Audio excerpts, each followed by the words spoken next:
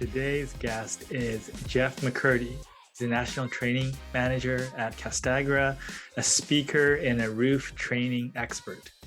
So, Jeff, welcome back to the show. Thank you for having me back. It's a pleasure.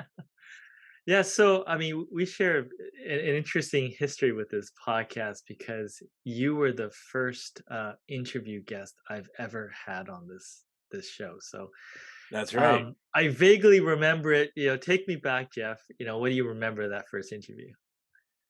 Well, I remember being nervous because I hadn't done been interviewed on any podcasts at that point, and you'd ask me kind of what kind of what's something that you want to get out there to people, and something that I believed strongly in at that time and still do is for contractors to do a lot of their own testing and not just trust everything that's on a spec sheet because those are done in labs, and to put those things into real life situations and see how a product performs. So I think we talked a lot about that. Yeah, and then one of the things that was very helpful, you said you were, early to the interview side of it, but what people may not know is that you had experience, creating podcasts, which you were I very did. kind to extend some kind words as I was, getting the first podcast off the ground. Obviously, I'm not a professional podcaster, but I did. I had a few trials and different topics. Still kind of writing on a children's one as well. So all behind the scenes. So it was my first time being on the microphone. Yeah, I think I've always known you as someone that isn't afraid to like put yourself out there on something new. Is that something that you've always had with you, or is that more recent? I think so. I think um, would always have been willing to do that. I mean, if you look at my career, it really doesn't make a whole lot of sense. It's how to get from A to Z in 75 points, and without many other letters between there either. Um, so not always because I wanted to go out and try new things, but you avail yourself of the opportunities that are around you. And so I think it was maybe more nature or nurture kind of pushing me that way. But yeah, I enjoy trying new things and putting myself out there. Now I get to do it in a more fun way that actually coincides with some career growth rather than just being, hey, learn how to do this or don't eat next week. Yeah, yeah, for sure. Now that you sort of piqued people's curiosity with all the 75 things, can you highlight just a few of them so people can get a sense of, your journey and some of the things that you were involved in? Sure. So I've been in the roofing industry since I was probably about 11 or 12. My father, a bunch of my uncles, it was all contractors. I think a lot of people especially my age, will relate to this. That if your family didn't attend colleges, you were going to have a family that was full of tradesmen. And there wasn't a lot back then, anyhow, of people that attended college with the idea of then bettering the trades or anything that way. It was, you're not going to college, here's a hammer, get to work. So that was the majority of my family. So my uncles and everything that way. So throughout this byline of my career, kind of going ups and downs, I've always done side work in the trades, roofing, roof coatings, a lot of framing, drywall hanging, and my absolute favorite, job site cleanup. Oh boy, what fun that is. So that's always been there, and it doesn't really show well on the resume because these have been jobs where I'd get hired for a project and then I wouldn't be working with them for another 3 or 4 months. But it was always good extra money when I was trying to build a career that actually paid me something. And then that career that I was trying to build ended up being more sales than really anything else, but it was a lot of more technical sales. So I represented a plumbing manufacturer for a while, and then from there ended up with one of the world's largest pump companies. And so you got to learn a lot of this technical stuff that I was able to bring back to the coding side of things and say, hey, I learned this about that. Would this help any? And of course, at that time, my uncles are going, no, I don't think so. That has nothing to do with. We just pour the product on the roof. That's all we do. Yeah, for sure. And then through all this, I mean, you've shared in other ways, but you've gone through some adversity. Sure. Yeah. Yeah, like a lot of people, we were over mortgaged in the 2007, 2008 times and lost everything. I mean, and it wasn't just a all at once. It was like losing something else every month, almost on the month, just as like a reminder and digging the knife in. It was like, I don't think I have anything else, but somehow I'm losing something else every month. So, first it was the house, and that one we recovered from pretty well. But then it was the loss of jobs. So the plumbing company I was working for, in an attempt to stay solvent, eliminated my role across the entire country, and that was a time where you'd go to look for a job, and there would be 5 or 600 people in line ahead of you, all wearing the same suit and with a resume that looked just as good if not better than yours. So it was very discouraging for a while, and coincidentally I ran out of time on my car at the time, about a week after I'd gotten a job, but I didn't have enough money to pay the minimum to keep the car. So a week after I finally got a really great job too, they came and repossessed my car. And so I had to call my boss and say, "Hey, how do you feel about doing a company car?" And I'd actually kind of insisted, "No, I don't want a company car. I don't have anywhere to park. I already have a car," and thought that I'd be able to get a payment in and get caught up. And so then I had to go back on that. Luckily, they were really cool about it, and a lot of the other guys had company cars, so it wasn't a big deal. But I did get to drive a tiny little worst rental car I've ever had for about a month and a half, because that's how long it took to get the company car. I Yeah, was greatly appreciative to get my sedan. Um, but we recovered pretty well from all that. My wife and I are just very resilient. So yeah, yeah. actually find that we enjoy a lot of the lean times better than we do the fat times, because it kind of, with your back up against the wall, there's nowhere to go and it's time to fight, and it's a lot of fun. Uh, Yeah, you said, well, not everyone would say it's fun, but tell me about that. What was your number one lesson on moving through that and surpassed it? So in the 2007, 2008 thing, I was still reliant on other companies and corporate gigs and things that way to bail me out. What I started to realize at that point was I really wanted to get into something entrepreneurial and sink or swim on my own.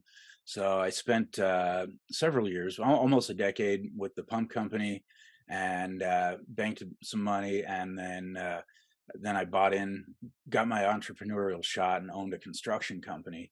I did not choose the best partner. I didn't vet the process well, and like I said, sink or swim on my own accord, and I did. I sunk rather rapidly on my own accord. Nearly lost everything again, but it wasn't as scary the second time, because we knew it took us from the time we started losing everything to the time that we had rebuilt to better than before was a matter of 5 years. So when you know that you're capable of rebuilding everything that you own in a matter of only 5 years, it's not as scary to go out and risk it once again. And so we nearly lost everything again. And but being an owner really gave me a lot of perspectives, that 20 years of applying coatings and doing different types of roofing and everything that way can only give you so much, because you're not looking at things from an owner's standpoint. Being the owner is what taught me how to read spec sheets, what taught me how to read specifications, the whole long page, the three parters, and how to actually apply them, how to work directly with the manufacturers to maximize the advantage that they can be for you, all of that. So even though I wasn't great at running a business, and there's a much deeper story there, but I'll just say, long story short, I was not great at running a business. But what I ended up being really good at was the deep tech side of the coatings industry, and that gave me the ability to. As soon as that company folded, I became the director of commercial roofing at San Diego Roofing, and that was this just big, gigantic opportunity where I had every resource you could imagine at my disposal. And you've met Marcelo as well, and his big thing from day one was, if you need something, buy it. And so went from really kind of scraping nickels together to try to get the tools to do a job properly, to having state of the art equipment and having the training to teach my guys how to do these just absolutely amazing coatings projects. So we crushed it in the hospitality industry, and and that really gave me a good eye for even making roof coatings aesthetically pleasing, because most of the time we don't care. What does a roof coating need to be? It needs to be white and reflective and waterproof. But in the hospitality industry, you get a lot of call for, I don't want the 10th story to look out over the fifth story roof and have it snow blind them or even look like a roof. So we did a lot of camouflaging and a lot of blending colors in, and that was really cool. Fortunately, but it didn't last long because we had a lifestyle change and took custody of our then 9-year-old niece. She's almost 15 now, so it's been a while. But it just wasn't conducive for me to be in the office 60 hours a week or in the field 60 hours a week anymore. But with the experience of being an owner and then the experience of helping to run a much better run company, gave me the experience I needed to start a consulting business, which is where, well, I guess we met each other before then, but it's where we really started working together more closely when I was starting to do some consulting. So it's one of those things I talk about a lot. I could not give a kid a roadmap and say, here's how you follow my career to end up where I'm at. Hey, do you think all the I mean, some people might look at it and say, "Hey, unfocused," but another person might say, "Hey, that taught you a lot of things about, what you liked and what you didn't like." I mean, what's your view on this? I think if I had gone from age 18 with a plan, I could probably have made more money and had a steadier career that was more dependable. I've had a lot of feast and a lot of famine in my career, but I'm somebody that's well suited to that lifestyle. And a lot of people just aren't well suited to dealing with, oh, okay, we don't go to restaurants for the next 8 months, and oh, we eat spaghetti for 8 months straight because that's what we need to do to dig ourselves out of this hole we found ourselves in. So for me, I don't think it was a lack of focus. It was just always looking for, being a high school and a college dropout, trying to find my way to feed my family and give my family the things that I wanted them to have. That when I was growing up, I was taught the only way to give my family the things I want my family to have was to get a 4-year degree and work for a big company, and there was no other chance. And so for me, I needed to prove that wrong, and so I took a lot of chances. If I were to encourage somebody younger than me now, I would say, look, get into trade school as early as you can. Find a trade that you enjoy doing, and don't spend so many times. I've had to start over a bunch of times in my career, and if you find that you kind of have a natural thing, like roof coatings was a natural thing for me, and I have spent more than 20 years trying to avoid ever making a career in roof coatings. And now I love it. But when I finally accepted my fate and realized this is where I belong and I'm good at this, I can contribute to this industry in a meaningful way, it's become a much more natural fit. But this whole time where I was trying to fight it, it just kept pulling me back in. And so I think I would not encourage somebody to have as many stops and starts in their career as I've had, but it has been a lot of fun for me. Yeah, fun is a very good thing. So, Jeff, so one of the things, I mean, I noticed on my end, just working so closely with you, is that you've had this thing about training and wanting to help the next Yeah, generation or people improve. How did that develop for you in your head? I know kind of your sure. story, but like, how did it sort of develop and where you are now? It's funny because especially when you're in your low times, you do a lot more thinking about how did I get here. When you're in your high times and you're eating caviar and lobster, you never stop and really think, how did I get here? You're just enjoying being there, right? But when you're eating ramen for the 105th day in a row, you spend a lot of time thinking, how did I get here?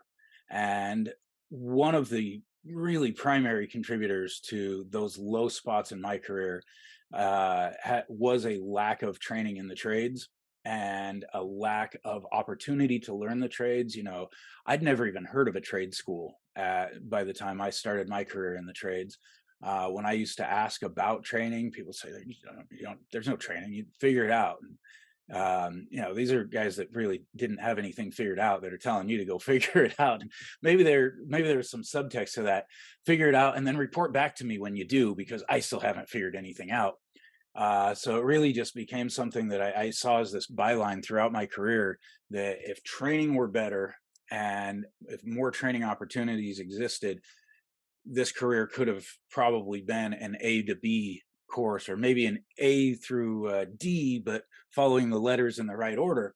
And then I think about the trials and tribulations we've gone through, and the fact that not everybody is cut out for downsizing to a 600 square foot house when you from a 2,000 square foot house, and things like that. But a lot of people just aren't cut out for that. So how do we avoid that? And one of the things is better training. When people are trained well at their career and in their position, they don't have as many struggles, and they really feel better able to do things. I had to take a lot of risks and try out, basically invent techniques, because I didn't know where to find training on doing anything. And it's not all of those.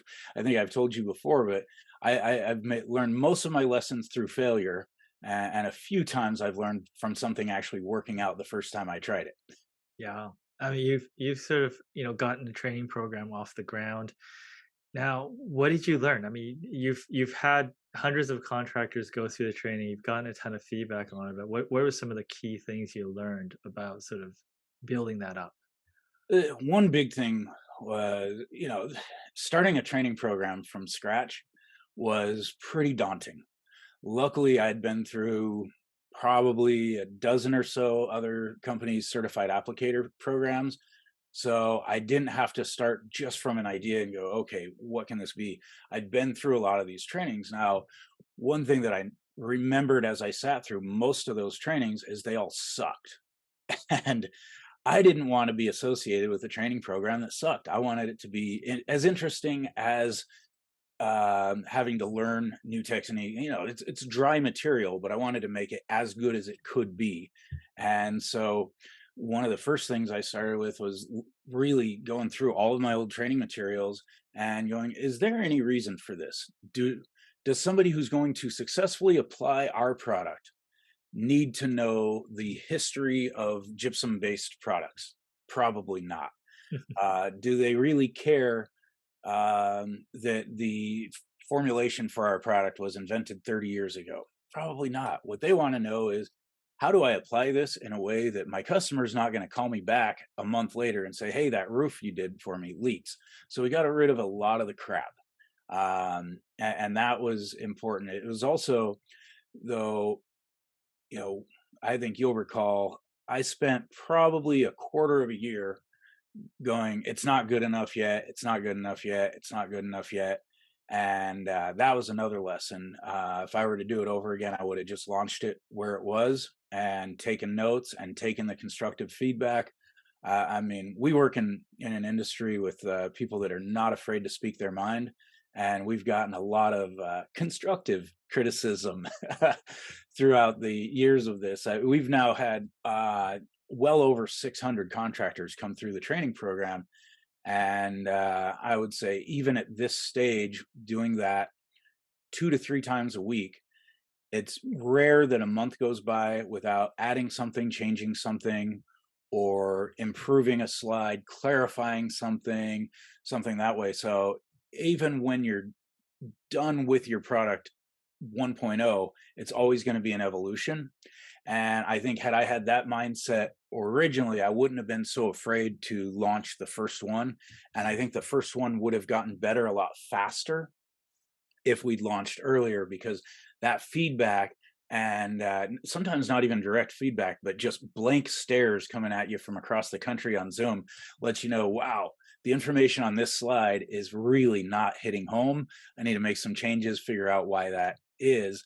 So I think if anybody's kind of reluctant on launching a training program or anything that way, my best advice would be start it. It can always get better, but nobody's learning a darn thing from you until you start teaching. Yeah, absolutely.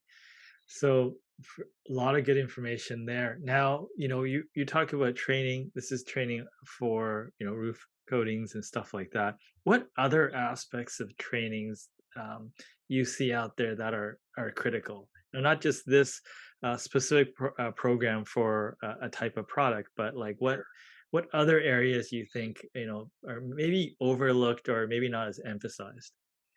One big thing that companies really miss is training on their company culture and the opportunities that are available at their company from the ground level. I was just on a project last week that really exemplified the sort of us versus them mentality that exists a lot in the trades still. So you've got your managers and your foremen, that's the us in the company.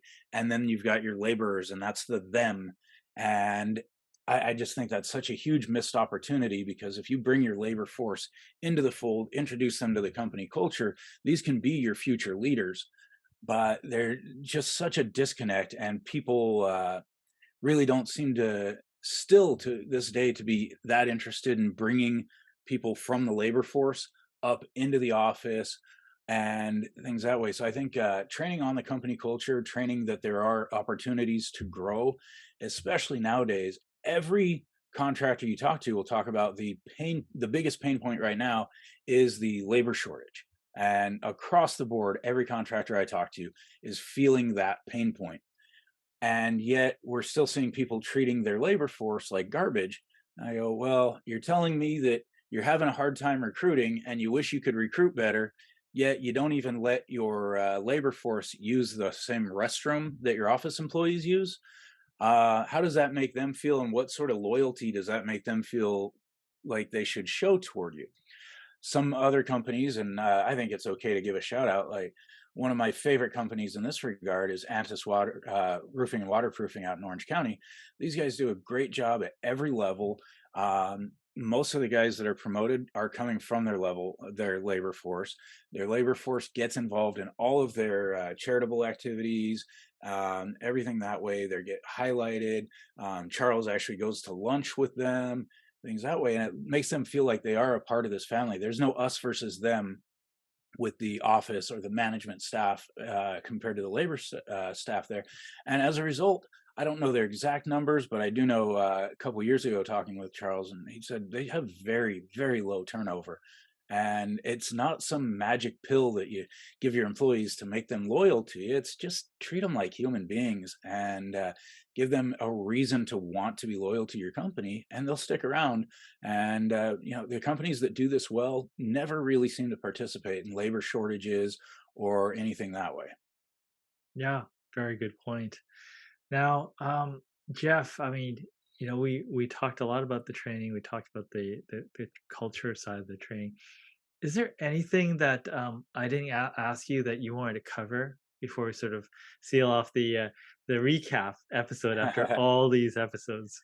Well, I wanted to thank you for pushing me out of my comfort zone. You encouraged me, and actually even helped me with a speaking coach to go out and do my first presentation at Western Roofing Expo this year, and it was on the topic that we're on already. It was creating and developing profitable training programs. They got into a lot of the why you should and what companies can get out of that, and it was just a great opportunity. It gave me the bug. Now I want to get on the speaking circuit and do a lot more of this. So I wanted to just thank you for that opportunity. It was so much fun, and connected me with a lot of great people as well. Yeah, Jeff, I want to thank you because you deserve all the credit. I mean, you know, I can be supportive, but I try to be supportive to whoever I run into, and very, very few people actually do the work, right? Day in and day out, right? Right. It's fine to say a few things, but I think whoever does the work day in and day out deserves all the credit because that they have something and you have something that is rare, which is the motivation, right? That we have all this information available, but what's the one thing we want to see in people is the motivation to actually do it. So you have It's true. that, and I continually I'm excited to see where you're going to go with this. Well, thank you. Thank you. It's a bright future from here.